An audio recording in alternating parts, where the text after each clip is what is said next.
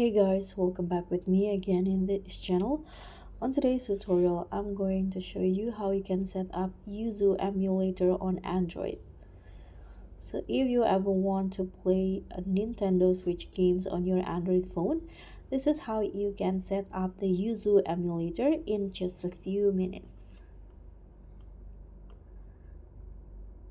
So first, you need to download the Yuzu emulator APK from the official website or GitHub, and make sure it's the Android compatible version. So you can just open your browser and then search for the Yuzu emulator here.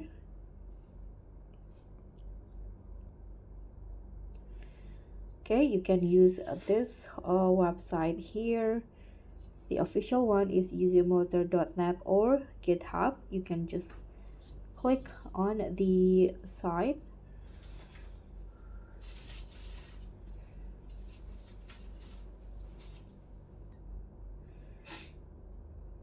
Okay, so the Yuzu is currently the only Nintendo Switch emulator for Android that allows you to play most latest Switch titles directly on your smartphone.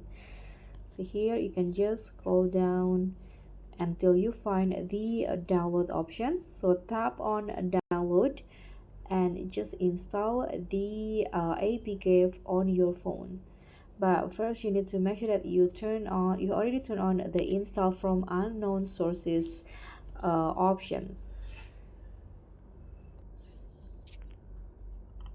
So once the app is downloaded, you can just tap the APK file and install it, and you'll see the Yuzu icon appear on your home screen. And next you can just add your Nintendo Switch firmware and keys.